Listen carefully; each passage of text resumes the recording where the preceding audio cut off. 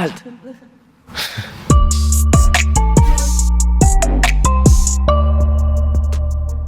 Peux-tu te présenter en quelques mots ?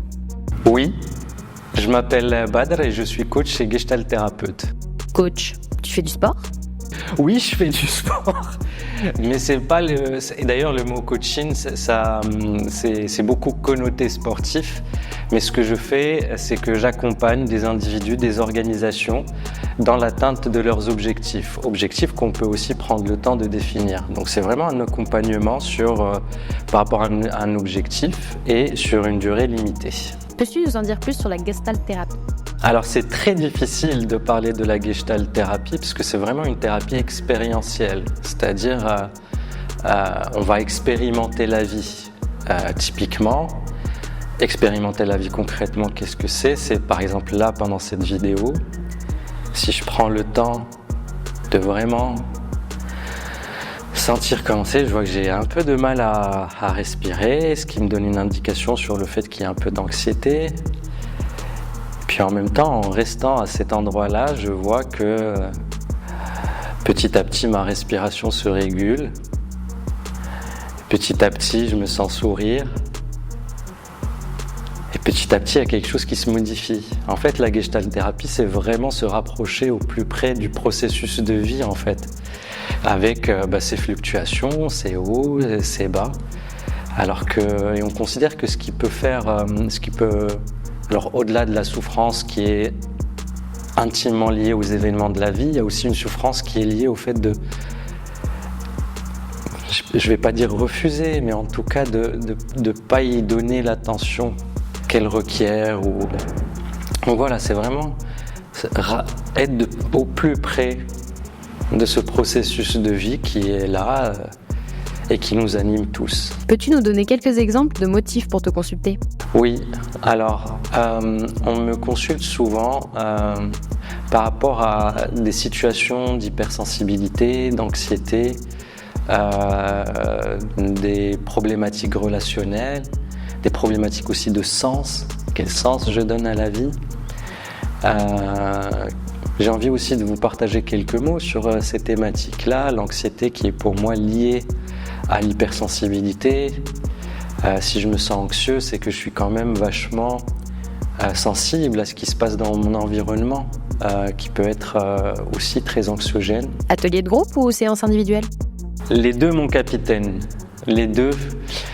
Les séances individuelles, pour moi, l'objectif, c'est vraiment de retrouver une sorte d'assise, d'ancrage, de sécurité interne, de capacité à naviguer dans la vie. Et puis les groupes, c'est vraiment des occasions d'aller expérimenter, d'aller à la rencontre de l'autre. Dans un groupe, en fait, c'est un petit microcosme de la vie.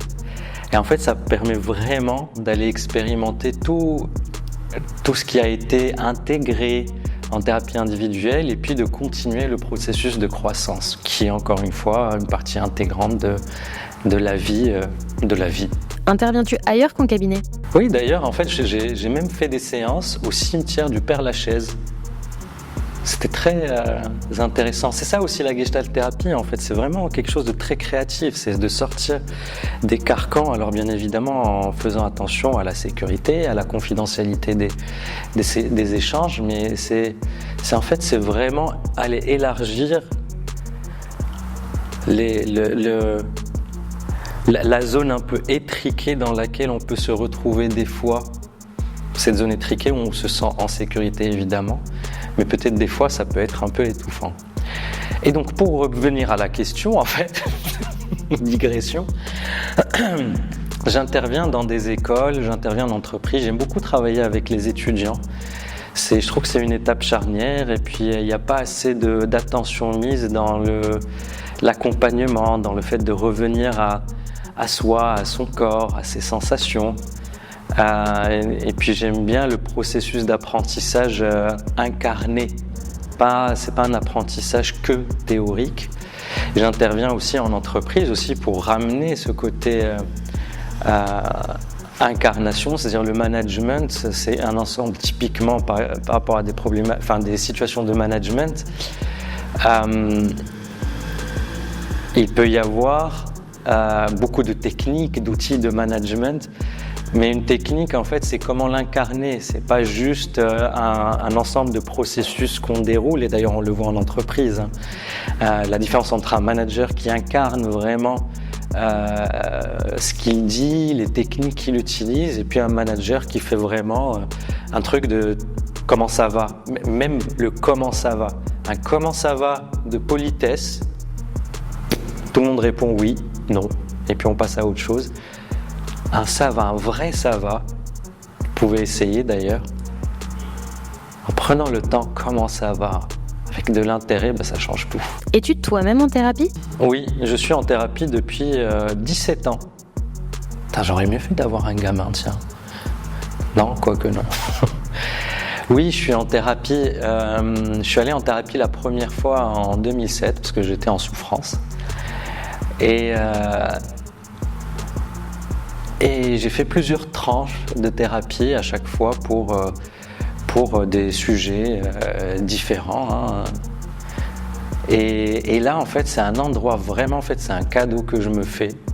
C'est un endroit où je peux me déposer, réfléchir, où des fois, il y a des événements qui m'impactent beaucoup et donc je peux juste laisser s'exprimer des choses.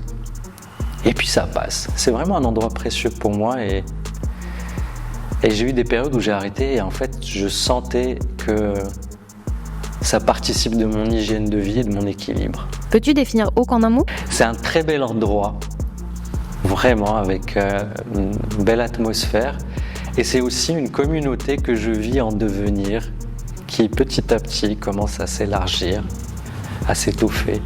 Un dernier mot ? Oui, un dernier mot en guise d'invitation à vraiment expérimenter. À essayer de voir la vie comme un processus d'expérimentation, d'apprentissage, de croissance. La Gestalt thérapie, je la vis comme une thérapie de la libération. Et d'ailleurs, je propose souvent de faire 3 séances pour que les personnes puissent expérimenter ce que ça fait, parce que j'ai beau en parler, ça ne donne pas le goût de ce que c'est. Et donc voilà, expérimenter, pas que pour faire de la thérapie, mais dans tout. Ça peut être vraiment des petites expérimentations, typiquement commencer par le dessert au lieu de commencer par la salade, et puis de voir qu'est-ce que ça fait.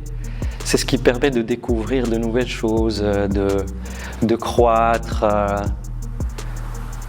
de sortir un peu de cet endroit en fait qui est tellement sécure et en même temps qui empêche quelque chose. Au bout d'un moment, ça commence à... Enfin, je sais pas, j'ai la profonde croyance que nous sommes faits pour croître, pour apprendre, pour être dans l'enthousiasme de l'apprentissage, même si des fois ça peut être très difficile et qu'il y a des réelles souffrances. Voilà, l'expérimentation presque quotidienne.